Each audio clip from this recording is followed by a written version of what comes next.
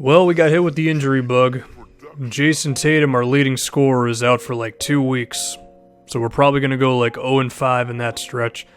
We're going to start Jody Meeks. I don't know why I'm talking like this hasn't happened. We're already past this, but I'm just giving you an update. We started Jody Meeks and we put Fournier at the small forward position.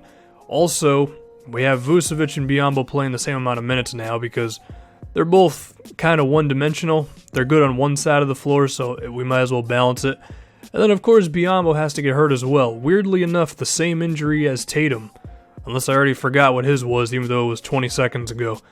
Now, I could go with Marquise Bolden, because he impressed us in Summer League.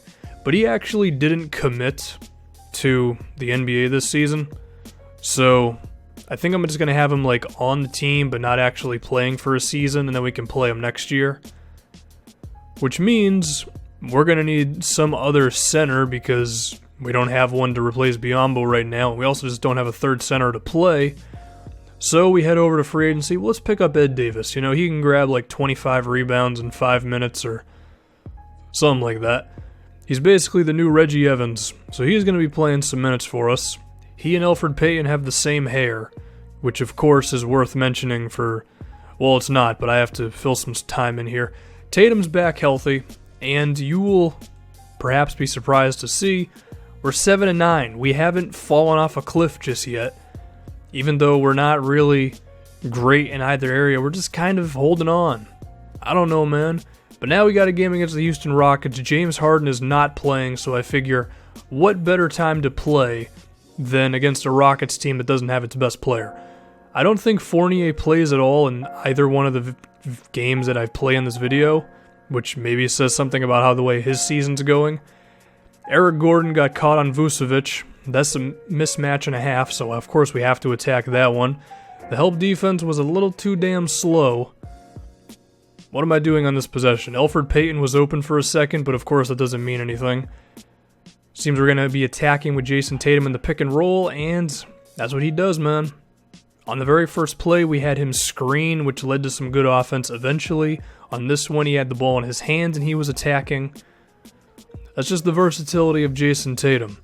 And while I was playing this game, it was like I was looking to him the most.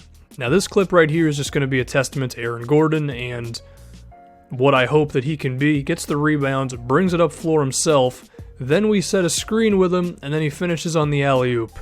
That's kind of him in a nutshell right now. He also has a similar play like that in the other game that we're playing. Lou Williams with the three-pointer. Who was that over? Jody Meeks? Just disrespectful, man. It seems we're running some sort of pick and roll here. You'll notice we're going with the 5-out offense because that's like the only way you can get good spacing in 2K, it seems. They're leaving Tatum just a little open. The release is awkward, but it still drops in. His three-point percentage is like terrible. It's like 15%. But he still managed to make that one, so that's cool. Lou Williams beats us again. I mean, I guess it makes sense that if Harden is out, either Lou Williams or Eric Gordon would be the primary guy for them. And this is kind of the value of Vucevic, because the dude can shoot. That was a long two-pointer, which is a terrible shot to take. I would have preferred if that was a 3.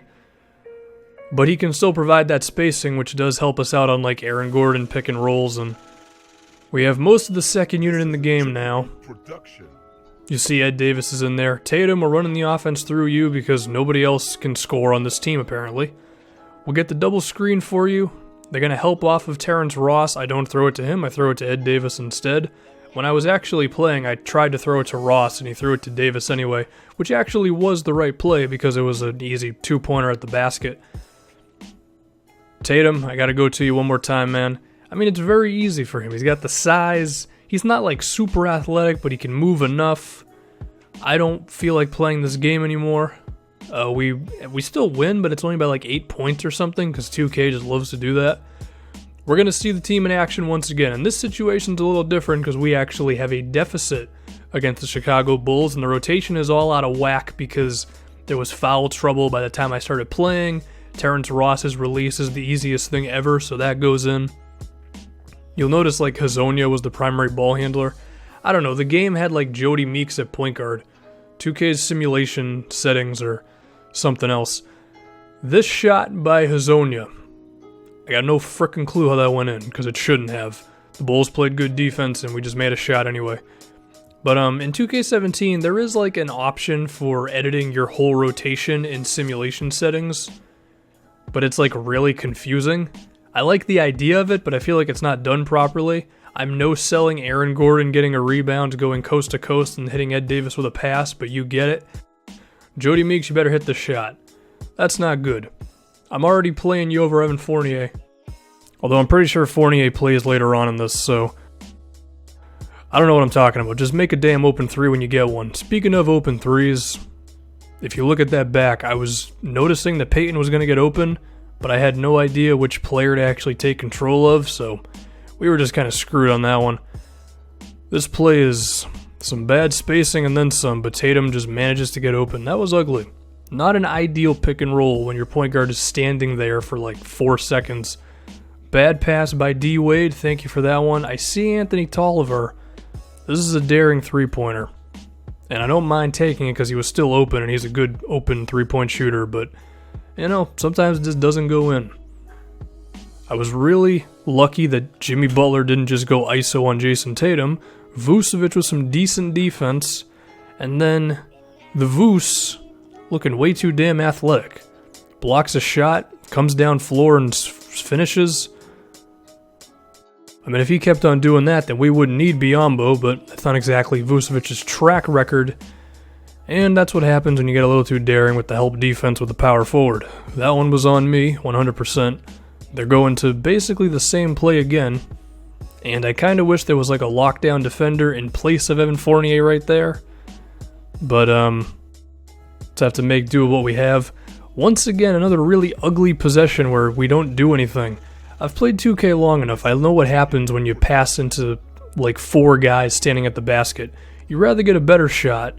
That shot wasn't exactly beautiful, but Jason Tatum's a beast with over 20 points now, so he can make those sorts of things. So what is Chicago going to run? Noticing Jimmy Butler does not have the ball in his hands that much, and what happened on that pick and roll? I mean, I was controlling Vucevic. Maybe Biyombo in the game would have been better. Maybe the help defense was just a second too slow. I don't know. Those are the sorts of things you deal with when you're just not that good of a team. And now, I mean, I want to get the ball going through Aaron Gordon, as well as hopefully some sort of a look for Jason Tatum. And that's exactly what we got. It's a good shot, just didn't go in, but I mean, I'm happy with that shot. We got a wide open three for a guy who can make them. We have the switch now with Rondo. Unfortunately, though, Elfrid Payton's lack of a three-pointer does not make them pay for doubling. Now I just got to figure something out, like late in the shot clock.